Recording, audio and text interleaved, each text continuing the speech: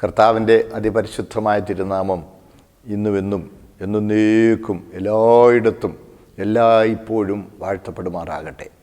ഞങ്ങളെ ശ്രദ്ധിക്കുന്ന ബഹുമാന്യരായ എല്ലാ പ്രിയ സഹോദരങ്ങൾക്കും യേശു ക്രിസ്തുവിൻ്റെ പരിശുദ്ധ നാമത്തിൽ സ്നേഹപൂർവമായ വന്ദനങ്ങൾ അറിയിക്കുന്നു. സ്തോത്രം.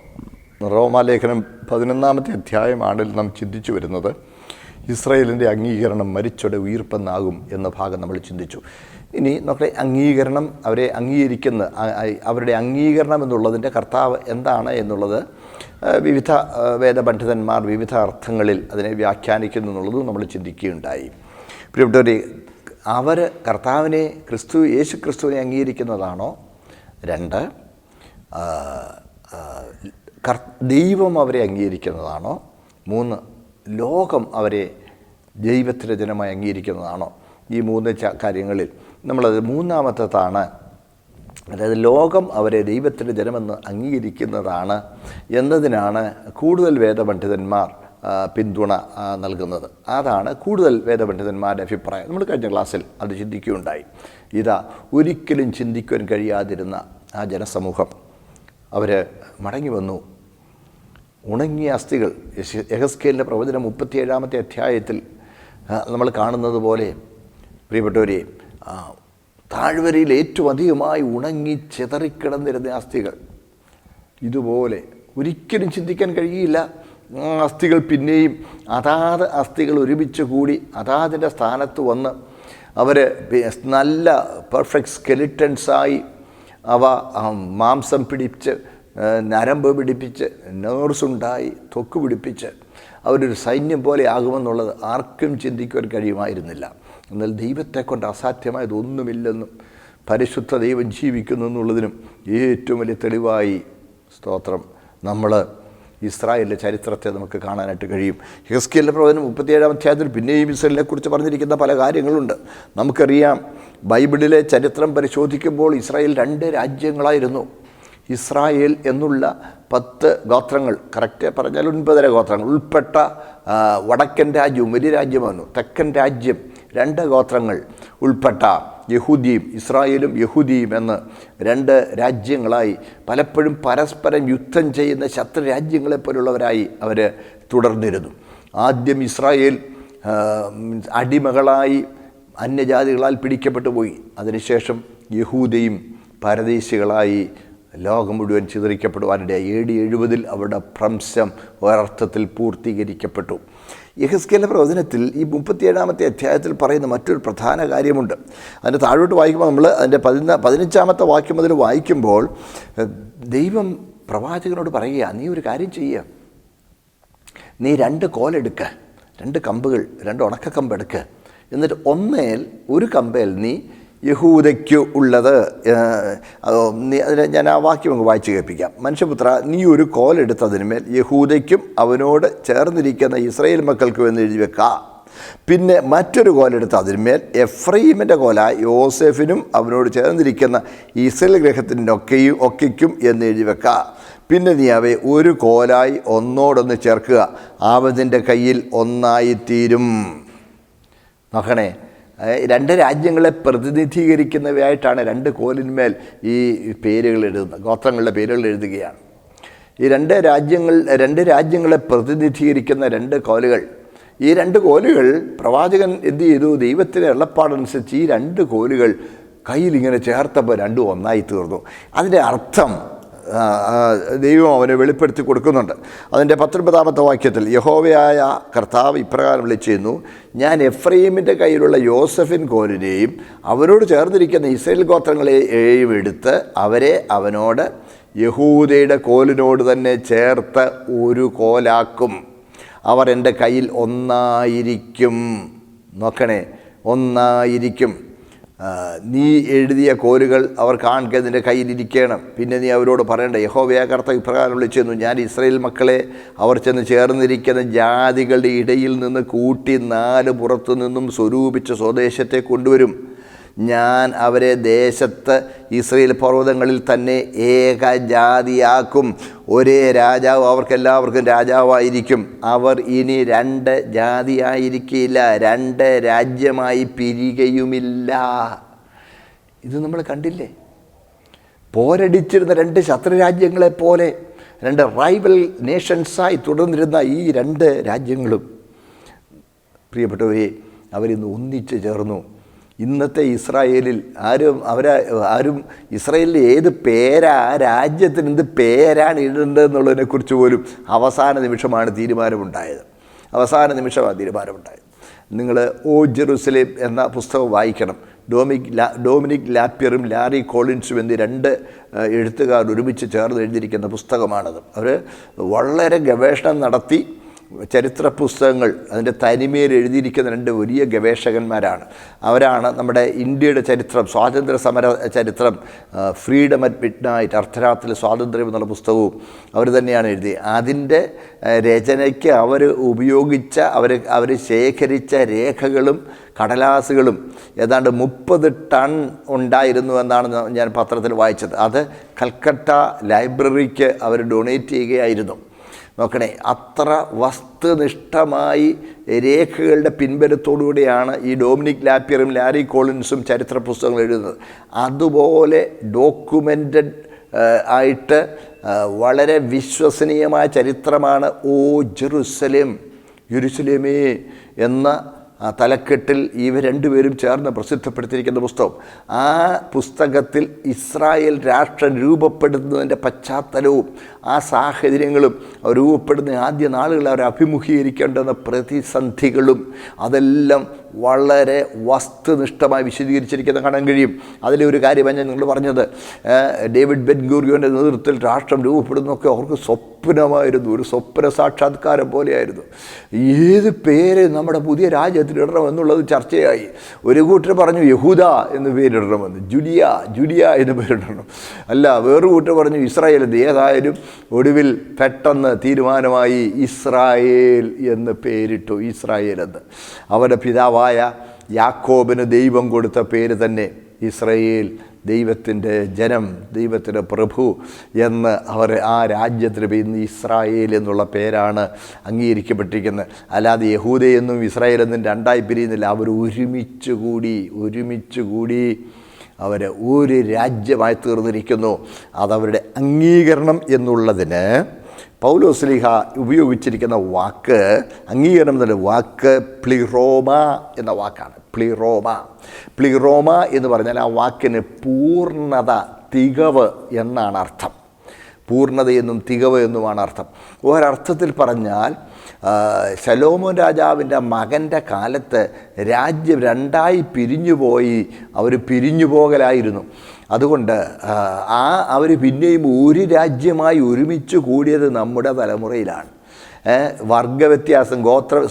ഗോത്രവ്യത്യാസം കൂടാതെ തന്നെ ഇസ്രായേല്യർ അവർ ഒരു രാജ്യമായി നമ്മുടെ തലമുറയിൽ ഒരുമിച്ച് കൂടി നമ്മൾ കണ്ടു.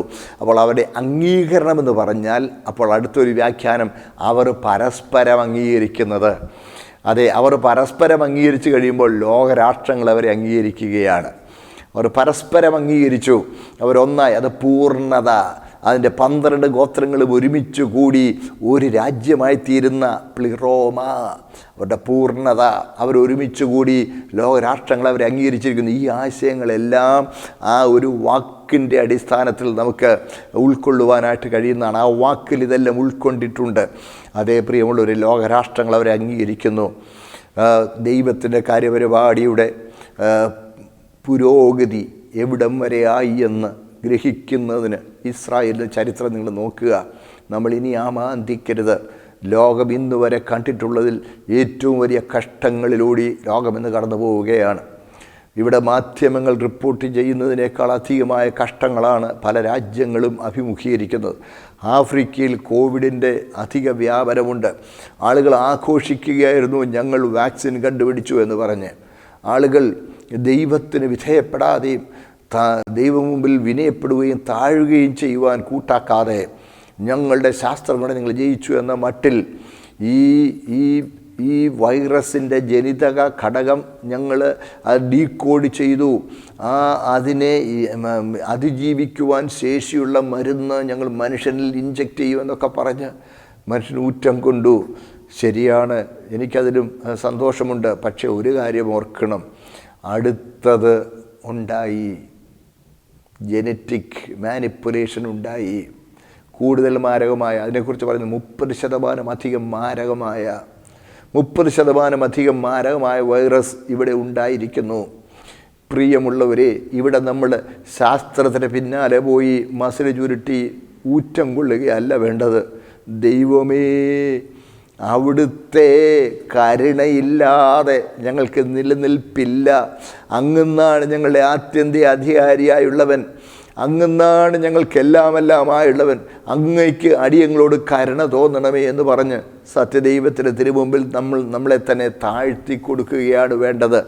പ്രിയ ദൈവമക്കളെ, സ്തോത്രം ആട്ടെ. അതിന് ഏറ്റവും സത്യദൈവത്തെക്കുറിച്ചുള്ള വെളിപ്പാട് നമ്മൾ പ്രാപിക്കുന്നതിന് ഏറ്റവും നല്ല തെളിവ് ഇസ്രായേലാണ്. അവരുടെ അംഗീകരണമായി, അവരുടെ മടങ്ങിവരവായി, ഉണങ്ങിയ അസ്ഥികൾ ചിതറിക്കിടന്ന താഴ്വരയിലെ പോലെ ചിതറിയിരുന്നവർ അവർ ഒരുമിച്ചുകൂടി ദൈവത്തിൻ്റെ സൈന്യം പോലെ വലിയ ഒരു സൈന്യമായി അവർ രൂപപ്പെടുവാൻ ഇടയായി തീർന്നു. സ്തോത്രം. പ്രിയപ്പെട്ടവരെ, നമ്മളതാണല്ലോ വായിക്കുന്നത്. ശ്വാസം അവരുടെ മേൽ വന്നു, ഏറ്റവും വലിയ സൈന്യമായി. 10-ാം വാക്യം യെഹെസ്കേൽ 32:10 വായിക്കുന്നത്, ഏറ്റവും വലിയ സൈന്യമായി നിവർന്നു നിന്നു. ഒരു സൈന്യം പോലെ. സൈന്യം എന്നൊക്കെ പറയുമ്പോഴത്തേനും ഊപ്പപ്പിള്ളാരല്ല. സൈന്യം എന്നൊക്കെ പറയുമ്പോഴത്തേനും നല്ല ആരോഗ്യമുള്ള ഊക്കുള്ള ബലശാലികളാണ്. ഇന്ന് ലോകത്തിൽ ബലശാലികളായി അവരെഴുന്നേറ്റിരിക്കുന്നു. ഇത് മരിച്ചവരുടെ ഉയിർപ്പ് എന്നല്ലാതെ എന്താകും? ഇനി മരിച്ചവരുടെ ഉയിർപ്പ് എന്നുള്ളതിനെക്കുറിച്ചും വിവിധ വ്യാഖ്യാനമുള്ളതിന് സൂചിപ്പിച്ചല്ലോ.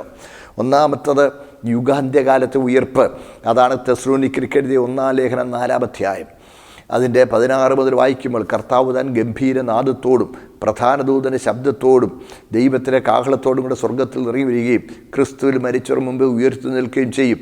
ക്രിസ്തുവിൽ മരിച്ചവർ മുമ്പ് ഉയർത്തുക. പിന്നെ ജീവനോട് ശേഷിക്കുന്ന നാം അവരോടൊരുമിച്ച് ആകാശത്തിൽ കർത്താവിനെതിരേൽപ്പാൻ മേഘങ്ങളിൽ എടുക്കപ്പെടും.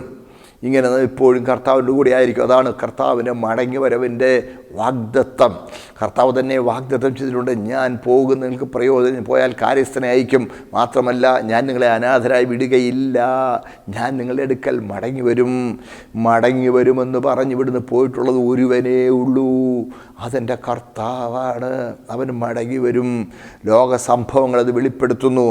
ഇസ്രായേലിൻ്റെ ചരിത്രമാണ് ഏറ്റവും വലിയ തെളിവ്. സ്തോത്രം. അത് നമ്മൾ കണ്ടു. അതാണ് മരിച്ചവരുടെ ഉയർപ്പ് എന്നുള്ളതിന് ഒന്നാമത്തതും പ്രധാനമായതുമായ ആശയം. രണ്ടാമത്തത് ഇസ്രായേലിൻ്റെ മുഴുവൻ രക്ഷയാണ്. അതാണ് നമ്മൾ കണ്ടല്ലോ യെഹെസ്കേലിൻ്റെ പ്രവചനത്തിൽ 37-ാം അധ്യായം, ഇസ്രായേൽ മുഴുവൻ ഉദ്ധരിക്കപ്പെടുന്നത്. അവർ മരിച്ച ഉണങ്ങിയ അസ്ഥി പോലെ കിടന്നിരുന്നവർ അവർ മടങ്ങി വരുന്നതാണ്. ഇസ്രായേലിൻ്റെ ഒരു രാഷ്ട്രീയ പുനരുദ്ധാനം. അങ്ങനെ ഉയർപ്പ് നമ്മൾ പറയാറുണ്ടല്ലോ. The resurrection of their national identity. അവിടെ ഒരു രാഷ്ട്രീയ തനിമ, ആ രാഷ്ട്രീയ പുനരുത്ഥാനത്തെ സൂചിപ്പിക്കുന്നതെന്ന് മറ്റൊരു കൂട്ടർ വാദിക്കുന്നു, അഭിപ്രായപ്പെടുന്നുണ്ട്. മൂന്നാമതൊരു കൂട്ടർ ഈ ആത്മരക്ഷ, ആഗോള വ്യാപകമായ വലിയൊരു ഉണർവുണ്ടാകുമെന്നാണ് അവരതിനെ വ്യാഖ്യാനിക്കുന്നത്. അതായത് ഒരുവൻ്റെ ആത്മരക്ഷയെക്കുറിച്ച് മരിച്ച അവസ്ഥയിൽ നിന്നുള്ള ഉയിർപ്പ് എന്ന് നമ്മൾ തിരുവെഴുത്തിൽ വായിക്കുന്നുണ്ടല്ലോ. എഫേസ്യ ലേഖനം 2-ാം അധ്യായം അതിൻ്റെ 1-ാമത്തെ വാക്യം നമ്മൾ വായിക്കുമ്പോൾ, അതിക്രമങ്ങളിലും പാപങ്ങളിലും മരിച്ചവരായിരുന്ന നമ്മെ അവൻ ഉയിർപ്പിച്ചു എന്ന് നമ്മൾ വായിക്കുന്നുണ്ട്. എഫേസ്യ ലേഖനത്തിൽ അതിക്രമങ്ങളിലും പാപങ്ങളിലും മരിച്ചവരായിരുന്ന നിങ്ങളെ അവൻ ഉയിർപ്പിച്ചു. അപ്പോൾ അത് ഉയിർപ്പിച്ചു എന്ന് പറഞ്ഞാൽ അവരാരും മരിച്ചവരിൽ നിന്ന് വീണ്ടും ജീവിച്ചു വന്നവരല്ല. അത് ഉയിർപ്പിച്ചു. അവയിൽ നിങ്ങൾ മുമ്പേ ഈ ലോകത്തിൻ്റെ കാലഗതിയെയും ആകാശത്തിലെ അധികാരത്തിലും അനുസരിക്കേണ്ട മക്കൾ ഇപ്പോൾ വ്യാപരിക്കുന്ന ആത്മാവിൻ്റെ ഉപരിയാവനെയും അനുസരിച്ച് നടന്നിരുന്നു. മക്കളെ, അങ്ങനെ മരിച്ച അവസ്ഥയിൽ, മരണം എന്ന് പറഞ്ഞാൽ വേർപാടാണ്. ദൈവത്തിൽ നിന്നും വേർപെട്ടു പോയ അവസ്ഥയിൽ, ആത്മീക ചൈതന്യമില്ലാതെ, ആത്മാവായ ദൈവത്തോട് ബന്ധം പുലർത്തുവാൻ ശേഷിയില്ലാതെ ദൈവത്തിൽ നിന്ന് അകന്നുപോയിരുന്ന അവസ്ഥയിൽ നിന്ന് ഒരു പുതിയ ജനനമുണ്ടാകുന്നു. അതാണ് വീണ്ടും ജനനം. അകത്ത് ചൈതന്യം പ്രാപിച്ചു, ആത്മാവിൽ രൂപാന്തരമുണ്ടായി. Rejuvenation in the inner spirit. അന്തരാത്മാവിൽ ചൈതന്യമുണ്ടായി. ആത്മാവായ ദൈവത്തോടുള്ള സംസർഗം ആരംഭിച്ചു. സ്തോത്രം. ഇവിടെ അതാണ് കൊലോസ്യ ലേഖനം 3-ാം അധ്യായത്തിൽ നമ്മൾ അത് തന്നെ വായിക്കുന്നുണ്ട്. ആകയാൽ നിങ്ങൾ ക്രിസ്തുവിനോടുകൂടെ ഉയർത്തെഴുന്നേറ്റിരിക്കുന്നുവെങ്കിൽ ക്രിസ്തു ദൈവത്തിൻ്റെ വലത്ത് ഭാഗത്തിരിക്കുന്ന ഇടമായി ഉയരത്തിലുള്ളത് അന്വേഷിപ്പീൻ, ഭൂമിയിലുള്ളതല്ല. ഉയരത്തിലുള്ളത് തന്നെ ചിന്തിപ്പീൻ. കണ്ടോ, കൊലോസിൻ്റെ 3-ാമത്തെ 1-2 വാക്യങ്ങളിലും നമ്മൾ ഉയർത്തെഴുന്നേറ്റിരിക്കുന്നു എന്ന് പറയുകയാണ്. അപ്പോൾ മരിച്ചവരുടെ ഉയർത്തെഴുന്നേൽപ്പെന്ന് പറഞ്ഞാൽ ആത്മാക്കളെ ആത്മരക്ഷയും ആളുകൾ കൂട്ടത്തോടെ വീണ്ടും ജനാനുഭവത്തിന് വിധേയപ്പെടുകയും ചെയ്യുന്നതാണെന്ന് മറ്റൊരു കൂട്ടർ വ്യാഖ്യാനിക്കുന്നു. എന്നാൽ പ്രിയ ദൈവമക്കളെ, സ്തോത്രം, അങ്ങനെ ആഗോള വ്യാപകമായി എല്ലാവരും വീണ്ടും ജന്മം പ്രാപിക്കുന്ന ഒരു അനുഭവത്തെക്കുറിച്ച് നമുക്ക് തിരുവെഴുത്തിൽ നിന്ന് മനസ്സിലാക്കുവാൻ കഴിയുന്നതില്ല. സ്തോത്രം, അങ്ങനെ ഒരു വ്യാഖ്യാനമുണ്ട് എന്ന് മാത്രമാണ് ഞാൻ പറഞ്ഞത്. അപ്പോൾ മരിച്ചവരുടെ ഉയിർപ്പ് എന്ന് പറയുന്നത് പ്രധാനമായും അത് കർത്താവിൻ്റെ മടങ്ങിവരവിനെയാണ് സൂചിപ്പിക്കുന്നത് നമുക്ക് മനസ്സിലാക്കാനായിട്ട് കഴിയും. സ്തോത്രം, അപ്പോൾ അവരുടെ അംഗീകരണം എന്നുള്ളത് പ്ലൂറോമ എന്ന വാക്കിൽ നിന്നും അവരെ 2 രാജ്യങ്ങളും ഒരുമിച്ച് അവർ പിരിഞ്ഞു പോയിരുന്നു, ഒരുമിച്ച് കൂടി പൂർണ്ണാവസ്ഥയിലേക്ക് എത്തുന്ന ആശയം അവിടെ ഉണ്ട് എന്നുള്ളത് നമുക്ക് മനസ്സിലാക്കാനായിട്ട് കഴിയുന്നുണ്ട്. സ്തോത്രം, ദൈവം അവരെ അംഗീകരിച്ചിരിക്കുകയാണ്. സ്തോത്രം. പ്രിയപ്പെട്ടവരെ, ഞാൻ മുമ്പോട്ട് പോട്ടെ. ഇനി മരിച്ചൊരു ഉയിർപ്പെന്നല്ലാതെ എന്താകും? ഇതൊക്കെ വായിക്കുമ്പോൾ നമ്മുടെ പ്രത്യാശ വർദ്ധിക്കണം. നമ്മുടെ കൺമുമ്പിൽ ഇത് കണ്ടുകൊണ്ടിരിക്കുകയാണ്. ഞങ്ങൾ അറിഞ്ഞില്ലെന്ന് ആർക്കും പറയുവാൻ കഴിയുന്നതല്ല. ഇസ്രയേൽ എന്നൊരു രാജ്യം ഈ ലോകത്തുണ്ട്. എനിക്ക് തോന്നുന്നു ഈ ലോകത്തിലെ എല്ലാ മാധ്യമങ്ങളും ഓരോ ദിവസവും ഇസ്രയേലിനെക്കുറിച്ച് എന്തെങ്കിലും ഒരു വാർത്തയുമായിട്ടാണ് ഇറങ്ങുന്നത്. ഇസ്രയേലിനെക്കുറിച്ച് അവർ ലോകത്തിലെ ഒരു ലീഡിങ് നേഷനായി. നമുക്കറിയാമല്ലോ, രഹസ്യാന്വേഷണം, കുറ്റാന്വേഷണം, ഇതിലൊക്കെ അവരുടെ ടെക്നോളജി എന്നൊക്കെ പറഞ്ഞാൽ വളരെ വളരെ ഉന്നതമായ നിലവാരം പുലർത്തുന്നവയാണ്. അവർ ലോകത്തിൽ അംഗീകരിക്കപ്പെട്ട ഒരു ജനസമൂഹമായി അവരിന്ന് ഉയർന്നു വന്നിരിക്കുന്നു. ആട്ടെ, അവരംഗീകരിക്കപ്പെട്ടിരിക്കുന്നു. ഒരർത്ഥത്തിൽ പറഞ്ഞാൽ എല്ലാവരും അവരെ മനസ്സുകൊണ്ട് അംഗീകരിച്ചിട്ടുണ്ട്, ഇല്ലേ? ലോകത്തിലെ ഏറ്റവും ശ്രേഷ്ഠന്മാരായ ഒരു ജനസമൂഹം എന്ന നിലയിൽ മനസ്സുകൊണ്ട് അവരെ എല്ലാവരും അംഗീകരിച്ചിട്ടുണ്ട്. ഇന്ത്യ രാജ്യവും അവരെ അംഗീകരിച്ചിട്ടുണ്ട്. ഇന്ത്യ അവിടെ ടെക്നോളജി പലപ്പോഴും പല മേഖലകളും വാങ്ങിക്കുന്നുണ്ട്. ലോകം മുഴുവൻ അവിടെ ടെക്നോളജി അവർ വിറ്റഴിക്കുന്നുണ്ട്. അവർ വളരെ പ്രമുഖന്മാരായി അവർ അംഗീകരിക്കപ്പെട്ട് കഴിഞ്ഞിരിക്കുന്നു. അതുകൊണ്ട് മരിച്ചവർ ഉയിർക്കാൻ സമയമായി, ഇനി അമാന്തിക്കരുത്. അടുത്ത ഭാഗം 16-ാമത്തെ വാക്യം. ആദ്യ ഭാഗം വിശുദ്ധമെങ്കിൽ പിണ്ഡം മുഴുവനും അങ്ങനെ തന്നെ, വേർ വിശുദ്ധമെങ്കിൽ കൊമ്പുകളും അങ്ങനെ തന്നെ. കൊമ്പുകൾ ചിലത് ഒടിച്ചിട്ട് കാട്ടൊലിവായി നിന്നെ അവയുടെ ഇടയിൽ ഒട്ടിച്ച് ചേർത്ത് ഒലിവ് മരത്തിന് ഫലപ്രദമായ ഒരു പങ്കാളിയായി തീർന്നുവെങ്കിലോ. പ്രിയപ്പെട്ടവരെ, ഇവിടെ വളരെ പൗലോസ് ചില സാദൃശ്യങ്ങളൊക്കെ ഉപയോഗിച്ച കാര്യങ്ങളൊന്നുകൊണ്ട് വിശദീകരിക്കുകയാണ്. ആദ്യ ഭാഗം ഈ ആദ്യ ഭാഗം വിശുദ്ധമെന്ന് പറയുന്നു. ആദ്യ ഭാഗം എന്ന് പറയുമ്പോൾ പാട്രിയാർക്സ്, പിതാക്കന്മാരുടെ കാര്യമായിരിക്കും. ഇസ്രായേലിലെ പിതാക്കന്മാരുടെ കാര്യം എന്ന് പറഞ്ഞാൽ അബ്രഹാം, ഇസഹാക്ക്, യാക്കോബൊക്കെ ആദ്യം സ്വന്തം താല്പര്യം നിവർത്തിക്കാൻ വേണ്ടി ഒത്തിരി അഭ്യാസങ്ങളൊക്കെ ഉപയോഗിച്ചിരുന്നു. കുതികാലുപിടുത്തക്കാരൻ എന്നല്ലേ യാക്കോബ് എന്ന വാക്കിൻ്റെ തന്നെ അർത്ഥം. കൗശലക്കാരൻ, ഭയങ്കര കൗശലം ഉപയോഗിച്ചെങ്കിലും അവൻ ആ കൗശലമെല്ലാം ഉപേക്ഷിച്ചു. യാബോക്ക് എന്ന കടവിൽ വെച്ച് ദൂതനുമായി അവരൊരു അഭിമുഖമുണ്ടായി. ദൂതനുമായി സാക്ഷാൽ സ്തോത്രം ദൈവത്തോടുള്ള ഒരു അഭിമുഖം, A confrontation with the Lord, ദൈവവുമായുള്ള അവനുള്ളൊരു സന്ധിക്കൽ അവിടെ ഉണ്ടായി. ആ അനുഭവം അവൻ്റെ ചിന്താഗതിയെ മാറ്റിമറിച്ചു, അവൻ്റെ ആളത്വത്തെ മാറ്റിമറിച്ചു. നോക്കണേ, അവന് പുതിയ പേരവിടെ വെച്ചിട്ടു. ഇനി മുതൽ നീ യാക്കോബല്ല, ഇസ്രായേലാണ്. സ്തോത്രം. നോക്കണേ, അപ്പോൾ ആദ്യ ഭാഗം എന്ന് പറയുന്നത് ഈ പിതാക്കന്മാരുടെ കാര്യമാണ്. അബ്രഹാം, ഇസാക്ക്, യാക്കോബ് തുടങ്ങി പിതാക്കന്മാരുടെ അവർ വിശുദ്ധമെങ്കിൽ, ആദ്യ ഭാഗം വിശുദ്ധമെങ്കിൽ പിണ്ഡം മുഴുവനും വിശുദ്ധമാണ്. ഒരു ചെറിയ ഭാഗം മാത്രം. അപ്പോൾ ഇസ്രായേൽ മുഴുവൻ ദൈവത്തിനായി, വിശുദ്ധം എന്ന് പറഞ്ഞാൽ വേർതിരിക്കപ്പെട്ടവർ എന്നാണ്. ഇസ്രായേൽ മുഴുവൻ ദൈവത്തിനായി വേർതിരിക്കപ്പെട്ടവർ എന്ന് ദൈവം അവരെ തള്ളിക്കളഞ്ഞിട്ടില്ലെന്നും ദൈവം അവരെക്കുറിച്ച് ചിന്തയുള്ളവനാണെന്നും ദൈവം അവരെ പിന്നെയും ഉദ്ധരിക്കുമെന്നുമുള്ള ആശയമാണ് പൗലോസ് ഇവിടെ അർത്ഥമാക്കുന്നത്. സ്തോത്രം. പ്രിയപ്പെട്ടവരെ, ആദ്യ ഭാഗം അത് പിതാക്കന്മാരെ സൂചിപ്പിക്കുന്നതാകാനാണ് ഏറ്റവും വലിയ സാധ്യത. അപ്പോൾ ഇസ്രായേൽ മുഴുവൻ ഈ ലോകത്തിൽ ഏറ്റവും കൂടുതൽ കുരുത്തക്കേട് കാണിച്ചുള്ള കൂട്ടത്തിൽ ഒന്ന് അവർ തന്നെയാണ്. പക്ഷേ അവർ വിശുദ്ധമോ?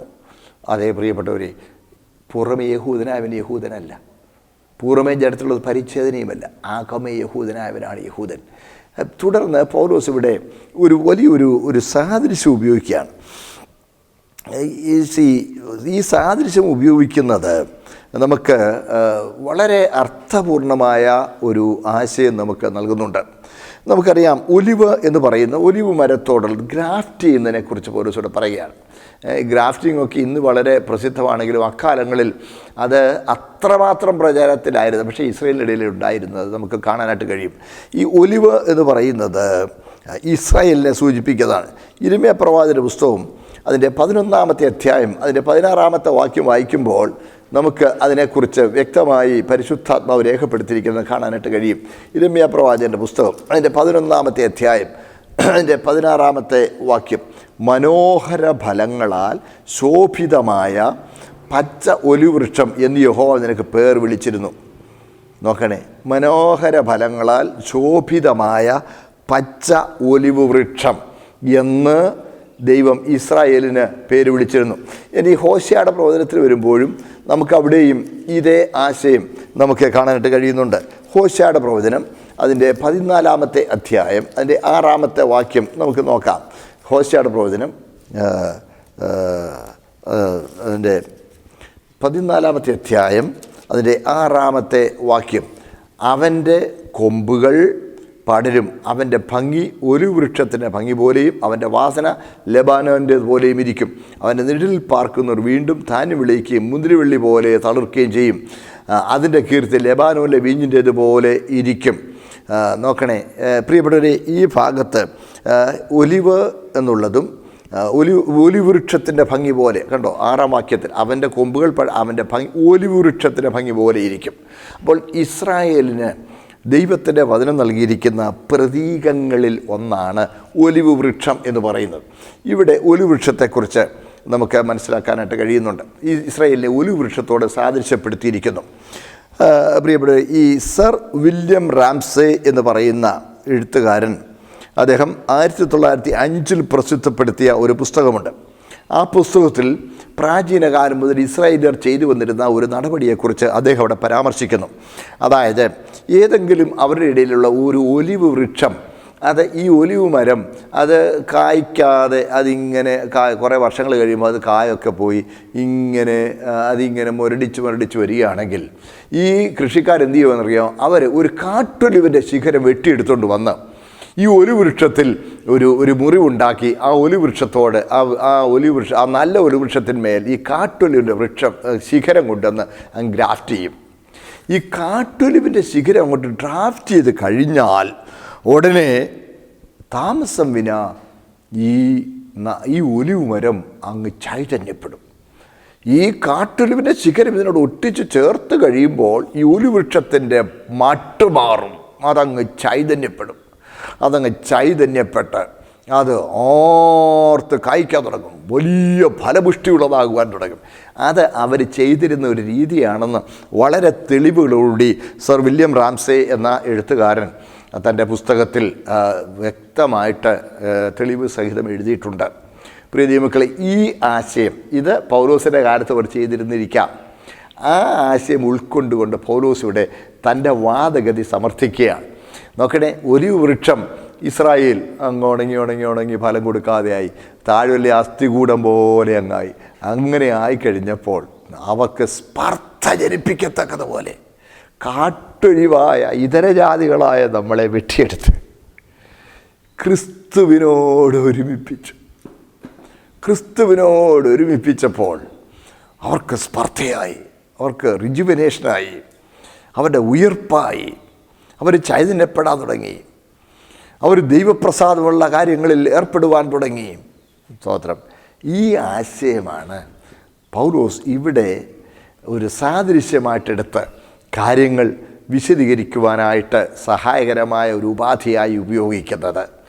പ്രിയ ദൈവമക്കളെ, നമ്മൾ മേളിൽ കണ്ടല്ലോ, പൗലോസ് തന്നെ പറയുന്നുണ്ട്, ഞാൻ ജാതിൽ അപ്പോസ്തലനായിരിക്കെ ഞാൻ എൻ്റെ സ്വജാതിക്കാർക്ക് സ്പർദ്ധ ജനിപ്പിച്ച് അവരിൽ ഒരു ആത്മീയ ചൈതന്യമുള്ളവരായി അവരെ രക്ഷയിലേക്ക് നടത്തുവാൻ ഇടയാകുമോ എന്നുള്ള ചിന്തയോടുകൂടി ഞാൻ എൻ്റെ ശുശ്രൂഷയെ പുകഴ്ത്തുന്നു എന്ന് നമ്മൾ കണ്ടല്ലോ. അതിൻ്റെ 11-ാമത്തെ വാക്യത്തിൽ പറയുന്നുണ്ട്, 11-ൽ പറയുന്നുണ്ട്. അപ്പോൾ പൗലോസ് തൻ്റെ ശുശ്രൂഷയെ പുകഴ്ത്തുകയും ജാതികളിൽ നിന്ന്, ഇതര ജാതികളിൽ നിന്ന് സത്യദൈവത്തിലേക്ക് വന്ന് യേശു ക്രിസ്തുവിൻ്റെ യാഗമരണത്തിലുള്ള വിശ്വാസത്താൽ ആത്മരക്ഷയും പാപരിഹാരവും നിത്യജീവൻ്റെ പ്രത്യാശയും പ്രാപിക്കുകയും ചെയ്യുന്ന ഭക്തന്മാർ, സ്തോത്രം, അവർ സത്യദൈവത്തോട് ബന്ധപ്പെട്ടത് ഇസ്രായേലിൻ്റെ അവരിൽ സ്പർദ്ധയുണ്ടായി, അവിടെ ചൈതന്യത്തിന് കാരണമായി, അവരുടെ പുനരുത്ഥാനത്തിന് കാരണമായി. നോക്കണേ, സ്തോത്രം. ഈ ആശയം കർത്താവിന് വെച്ചാൽ നമുക്ക് കൂടുതൽ അടുത്ത ദിവസം വിശദീകരിക്കാം. സ്തോത്രം. പ്രിയപ്പെട്ട സമയം പോയൊരു വാക്ക് ഞാൻ ഉപസംഹരിക്കട്ടെ. അതെ, സ്തോത്രം, ഇസ്രായേലിനൊരു ഉണർവുണ്ടായിരിക്കുകയാണ്. സ്തോത്രം. യഹോവയിൽ ഓഹരിക്കാരായി ഇതര ജാതികളിൽ നിന്ന് ധാരാളം പേർ, ലക്ഷക്കണക്കിന് ആളുകൾ അവരുടെ ദൈവമായ യഹോവയിൽ ഓഹരിക്കാരായി.